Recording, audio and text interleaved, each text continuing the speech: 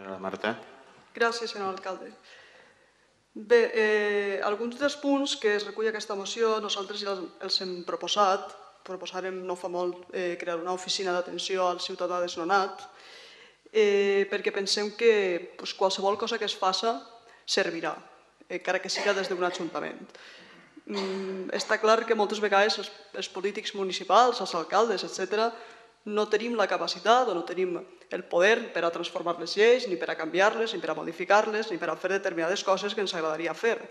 Però sí que pensem que algo s'hauria de fer des de l'Ajuntament. Sí que hi ha alcaldes que s'han manejat en aquest assumpte. L'altre dia sentia en la ràdio l'alcalde de Mataró, a Barcelona, que hi havia afectats per preferència en el seu poble per la Caixa Laietana, i ell ha estat qui ha encapçalat la protesta no només a nivell mediàtic, diríem, sinó també a nivell judicial i s'ha posat al costat dels seus ciutadans afectats. Jo crec que aquest tipus d'accions, doncs vosaltres així des de l'Ajuntament hauríem també fer-les.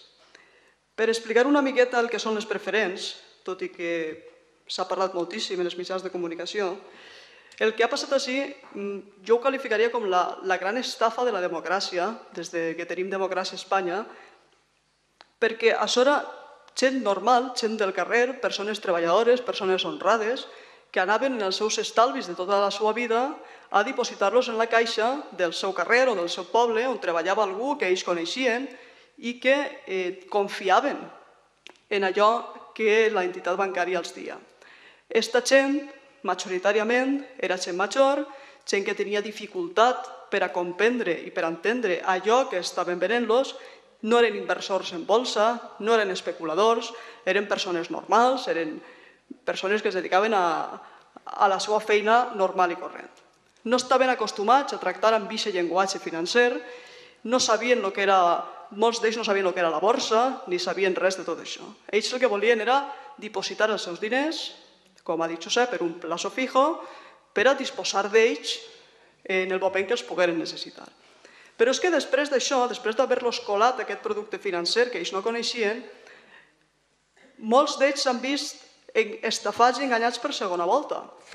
Perquè quan anaven a l'entitat financera per a traure els seus diners, els deien que no estaven, que no se'ls podien donar.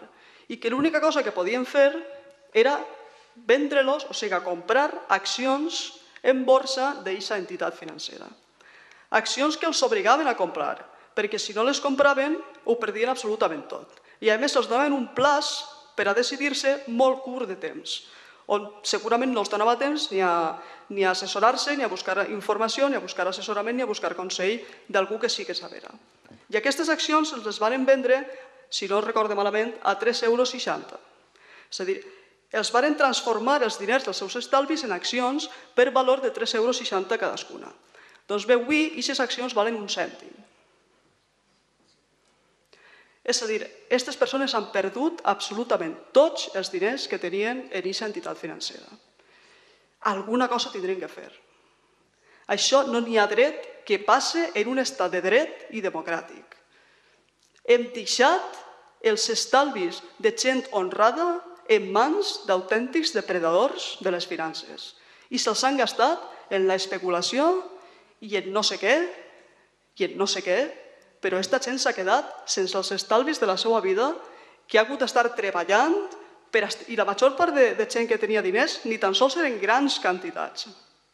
No estàvem parlant de 3 milions d'euros, ni de 2 milions d'euros, ni de coses d'aixes. Estàvem parlant d'estalvis d'una persona treballadora.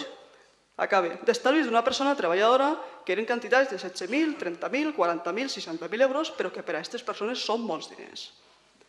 I molta gent major que ara està patint retallades en atencions sanitàries, en atencions socials, etc., podria disposar d'aquests diners per a comprar o per a pagar els serveis que ara estan retallant-li, i tampoc poden fer-ho. Després seguiré. Gràcies. Vale, gràcies. Gustosamente el sentirem. Té la paraula la senyora Marta. Gràcies, senyor alcalde. Bé, per resumir un poc la idea, jo sé i soc conscient que, segons els baròmetres del CIS, un dels problemes més grans que consideren avui tindre els espanyols són els polítics. Però polítics n'hi ha de deshonrats i d'honrats, com en tots els puestos, però jo crec que ha arribat ara més que mai, probablement, l'hora de la política. És a dir, si algú o alguna cosa pot resoldre això, és la política. La política ha aconseguit que nosaltres, els espanyols, siguem part d'Europa. La política ha aconseguit igualtat per a les dones, igualtat per a col·lectius minoritaris i que abans estaven discriminats. La política ha aconseguit que els fills de les persones humils pogueren anar a la universitat. La política ha aconseguit grans infraestructures per al creixement econòmic del nostre país. La política ha aconseguit tot el progrés que ha patit Espanya en els darrers 40 o 50 anys. I l'absència de política, la no regulació, és el que ens ha portat a aquesta situació. Si hi haguera hagut més política, si hi haguera hagut més normativa i més regulació en aquests aspectes, probablement això no haguera passat. Per tant, ja que la llibertat dels mercats no ho va solucionar, sinó que ho ha creat, el que fa falta per a solucionar-ho i per a contrarrestar-ho i sobretot per a previndre que no torni a succeir és més política. Fa falta més intervenció dels estats i fa falta més regulació.